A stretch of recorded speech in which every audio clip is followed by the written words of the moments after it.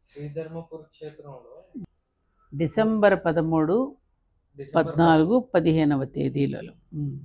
ఈ 3 రోజులు 3 ప్రోగ్రామ్స్ పెట్టారు. ఎందుకు 3 ప్రోగ్రామ్స్ కాదు, మొదటి రోజున గణపతి పూజతో ప్రారంభమవుతుంది. ఏ పని చేసినా ముందు గణపతి పూజ చేస్తాం కదా, తర్వాత పుణ్యావచనం చేసే ప్రాంతం అంతా మనం చక్కశుద్ధి చేసుకుంటాం కార్యక్రమం మొదలుపెట్టేటప్పుడు. సో దేవతలందరినీ పిలవడానికి చక్కగా మనం ఒక లెటర్ పంపిస్తాం, అదే ధ్వజారోహణ. ఆ ధ్వజం మీద సింహం అనేటటువంటి వాహనం బొమ్మ వేసి ఆ సింహ వాహనం ద్వారా మిగతా దేవతలందరికీ కూడా కబురంపుతున్నాం. అదొక శుభలేఖ అన్నమాట, అది ధ్వజారోహణ. అలాగే దీక్షాధారణ, అక్కడ కూర్చున్న పండితులందరూ కూడా ఆ రోజున ఆ 3 రోజులు దీక్ష తీసుకుని ఆ కార్యక్రమాన్ని సజావుగా చేయడంతో ప్రారంభం అవుతుంది. అలా ప్రారంభించి అమ్మవారికి మంగళ స్నానాలు చేయిస్తాం మొదటి రోజు. ఏది పంచామృత స్నానము, సకల ద్రవ్యాలతోనూ అమ్మవారికి స్నానం, గంగాజలంతో స్నానం. ఇదంతా అయిపోయిన తర్వాత అలంకరణ, అర్చన కార్యక్రమంతో ఉదయకాలం పూర్తవుతుంది. మళ్ళీ సాయంకాలం అయ్యేసరికి ఏం జరుగుతుంది, సాయంత్రం అమ్మవారికి సహస్రనామాలతో అర్చన చేసి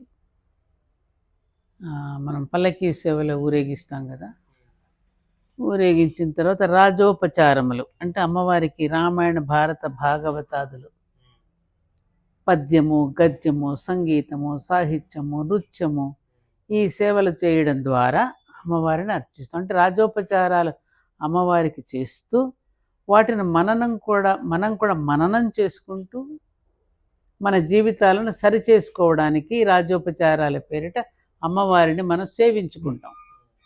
ఆ తర్వాత నీరాజన మంత్రపుష్పం ప్రతిరోజు సాయంకాలం ఉంటుంది. మన దేవీ నవరాత్రుల్లో చేస్తాం కదా సాయంకాల పూజల. మళ్ళీ 14వ తేదీ వచ్చేసరికి అమ్మవారికి ఆ రోజున 14వ తేదీ అనేసరికి ఎందుకని, జనవరి 14 వస్తుంది కదా వచ్చే నెల సంక్రాంతి పండుగకి. ఆ సంక్రాంతి పండుగ ధాన్యలక్ష్మిని పూజ చేస్తాంగా, దానికి సంకేతంగా ఈ 14వ తేదీన అమ్మవారికి వేల వరికంకులతో, కర్ణాటక నుంచి మనకు వరికంకులు వస్తున్నాయి, ఆ వరికంకులతో అమ్మవారికి అర్చన. ఎందుకని వరికంకులతోనే పూజ చేయాలను, ధాన్యంలో జీవం ఉంటుంది అవునా. 10 వడ్ల గింజలను అలా ఒక నాటితే 100 గింజలు వస్తున్నాయి, దైవ సంపద. కాబట్టి పృథివీ సస్యశాలిని అంటాం కదా శాంతి మంత్రంలో. ఈ పృథివి సస్యశ్యామలంగా పాడి పంటలతో వెలిసెల్లాలి అంటే ప్రకృతి మాత అయిన అమ్మవారి యొక్క అనుగ్రహం మనకి కావాలి. కాబట్టి రైతుల యొక్క సంక్షేమాన్ని మనం కోరుకుంటూ ఆ రోజున అమ్మవారికి వరికంకులతో మనం 1000 నామాలతో మనం అర్చించుకుంటున్నాం ఉదయం పూట. మళ్ళీ సాయంకాలం ఆ రోజు 5:30 గంటలకి చాలా ప్రముఖ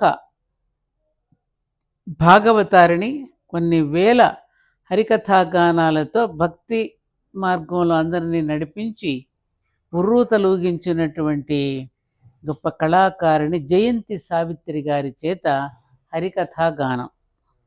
తర్వాత మళ్ళీ అమ్మవారికి దానిలో భాగంగానే పల్లకీ సేవ, రాజోపచారాలు ఉంటాయి 14వ తేదీ. అలాగే అదే 14వ తేదీ నాడు మన పండితుల చేత నవావరణ పూజ ఉంటుంది.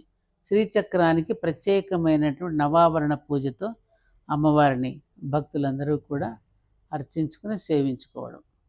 ఇక 15వ తేదీ అసలు రోజు ఉదయం 38 సంవత్సరాల క్రితం డిసెంబర్ 15వ తేదీనే అమ్మవారు అక్కడ సూక్ష్మ రూపం నుండి స్థూల రూపంలోకి జ్యోతిస్వరూపిణిగా ఉన్నటువంటి అమ్మవారు విజయదుర్గాదేవిగా అక్కడ కొలువు తీరింది. ఆ సందర్భంగా అమ్మవారికి మనం ప్రత్యేకమైనటువంటి పూజాదులు నిర్వహించుకుని, అమ్మవారి యొక్క స్వరూపాలే కదా ఆడపిల్లలంతా, స్త్రీలందరూ కూడా అమ్మ యొక్క అంశతో జన్మించిన వాళ్ళే కదా. అందుకని మనందరికీ కన్నె పిల్లలంటే మనకు చాలా ఇష్టం. ఆడపిల్లలు ఇంట్లో తిరుగుతూ ఉంటే దేవత తిరుగుతున్నట్టుందిరా, లక్ష్మీదేవిలాగా కళకళలాడుతున్నారా, సీతాకొక చిలుకల లంగా ఓణీలు పరికిణీలు వేసేలా తిరుగుతూ ఉంటే ఎంత ఆనందంగా ఉందని మురిసిపోతూ ఉంటాం కదా. అలా మురిసిపోతున్నటువంటి పిల్లలందరినీ కూడా మనం దాదాపు 108-150 మంది పిల్లల్ని కన్నె పిల్లల్ని పిలిచి వాళ్ళకి సత్కరించి అమ్మ యొక్క తత్వాన్ని, తనలో ఉన్నటువంటి అమ్మ ఆ అమ్మతో శృతి కలుపుకుంటూ జీవిస్తే వాళ్ళ జీవిత భాగస్వామితో రేపు జీవించబోయే జీవితాలు కూడా శుభప్రదంగా ఉంటాయి. పైగా పౌర్ణమి తిథి ఆ రోజున. ఆ పౌర్ణమి తిథి రోజున ఎవరైతే ఈ పూజ చేసుకుంటారో మరి ఉత్తముడైనటువంటి భర్త కూడా లభిస్తాడని శాస్త్రము చెబుతోంది. కాబట్టి చంద్రుడు మనఃకారకుడు కాబట్టి అటువంటి మంచి మనసు ఉన్నటువంటి వాడు ఉత్తముడు దొరుకుతాడు. తన మనసుకు కూడా ఒక వికాసం కలుగుతుంది. మనసుకి ఒక రకమైన ఆధ్యాత్మిక చైతన్యం కలుగుతుందనే భావన చేత ఆడపిల్లలకి సత్కారం చేయటం అనే ప్రత్యేక పూజని మనం పెట్టుకోవడం జరిగింది. ఇంకా సాయంకాలం ఏమిటంటే మన పెద్దమ్మకి పెద్దయ్యకి కళ్యాణం. ఈజీగా చెప్పాలంటే కింద చెట్టు కింద కూర్చున్న జ్యోతిస్వరూపిణిగా ఉన్న అమ్మవారికి, పైన ఆత్మలింగేశ్వరుడుగా అష్టభైరవులతో సహితంగా కొలువుతున్న ఆత్మలింగేశ్వరుడికి కళ్యాణం జగత్ కళ్యాణంగా భావించుకొని ఆ రోజున కళ్యాణంతో శాంతి మంత్రంతో ఇది పరిసమాప్తం అవుతుంది. ఇది రేపు 3 రోజులు మనం జరుపుకునే కార్యక్రమం.